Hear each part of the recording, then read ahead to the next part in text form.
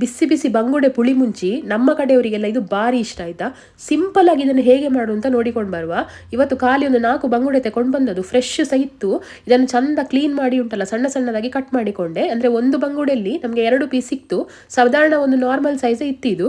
So recipe ತುಂಬ simple ಇದೆ. ಒಂದು ಕಡಾಯಿಗೆ ಸ್ವಲ್ಪ ತೆಂಗಿನೆಣ್ಣೆ ಹಾಕೊಳ್ಳಿ, 2 ಗಡ್ಡೆ ನೀರುಳ್ಳಿ ಸಣ್ಣ ಸಣ್ಣದಾಗಿ ಕಟ್ ಮಾಡಿಕೊಂಡು ಹಾಕಿ ಚಂದ ಗೋಲ್ಡನ್ ಬ್ರೌನ್ ಆಗೋವರೆಗೆ ಫ್ರೈ ಮಾಡೋದು. ಜಜ್ಜಿದಂತ ಬೆಳ್ಳುಳ್ಳಿ ಹಾಕಿ ಫ್ರೈ ಮಾಡಿಕೊಳ್ಳಿ. ಇದು ಪುಳಿ ಮುಂಚಿ ಪೌಡರ್ ಆಯ್ತಾ, ನಿಮ್ಗೆ ಎಲ್ಲ ಶಾಪಲ್ಲಿ ಅವೈಲೇಬಲ್ ಇರ್ತದೆ. ಇದೊಂದು 2 ಪ್ಯಾಕೆಟ್ ಹಾಕೊಂಡಿದ್ದೇನೆ ನಾನು.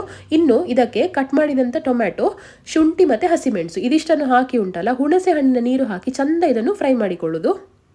ರುಚಿಗೆ ತಕ್ಕಷ್ಟು ಉಪ್ಪು ಹಾಕೊಳ್ಳಿ. ಒಂದು 2 ಗ್ಲಾಸಷ್ಟು ನೀರು ಹಾಕೊಂಡು ಇದನ್ನು ಕುದಿ ಬರಲಿಕ್ಕೆ ಬಿಡಿ. ಇದು ಚಂದ ಕುದಿ ಬಂದ ಮೇಲೆ ಇದಕ್ಕೆ ಕರಿಬೇವಿನ ಸೊಪ್ಪು ಮತ್ತು ಆಗಲೇ ಕಟ್ ಮಾಡಿಟ್ಟಂಥ ಬಂಗುಡೆ ಪೀಸ್ ಇದನ್ನು ಹಾಕಿ ಉಂಟಲ್ಲ ಮೀನನ್ನು ಬೇಯಲಿಕ್ಕೆ ಬಿಡುವ. ಸೊ ಮೀನು ಕಂಪ್ಲೀಟಾಗಿ ಬೆಂದ ಮೇಲೆ ನಿಮಗೆ ಇದು ಡ್ರೈ ಬೇಕು ಅಂತಿದ್ರೆ ಇನ್ನೂ ಸಹ ಆರಿಸಿಕೊಂಡ್ರೆ ಒಳ್ಳೆಯದು. ಇನ್ನು ಗಾರ್ನಿಷ್ಗೋಸ್ಕರ ಕೊರಿಯಂಡರ್ ಲೀವ್ಸ್, ನಮ್ಮ ಸೈಡೆಲ್ಲ ಮೀನು ಪದಾರ್ಥಕ್ಕೆ ಕೊತ್ತಂಬರಿ ಸೊಪ್ಪು ಹಾಕುವುದಿಲ್ಲ, ಬಟ್ ನಿಮಗೆ ಬೇಕು ಅಂತಿದ್ರೆ ಹಾಕಿಕೊಳ್ಬೋದು. ಸೊ ಇದಿಷ್ಟು ಮಾಡಿದರೆ ಉಂಟಲ್ಲ ಸಿಂಪಲ್ ಆಗಿರುವ ಬಂಗುಡೆ ಪುಳಿ ಮುಂಚಿ ರೆಡಿ.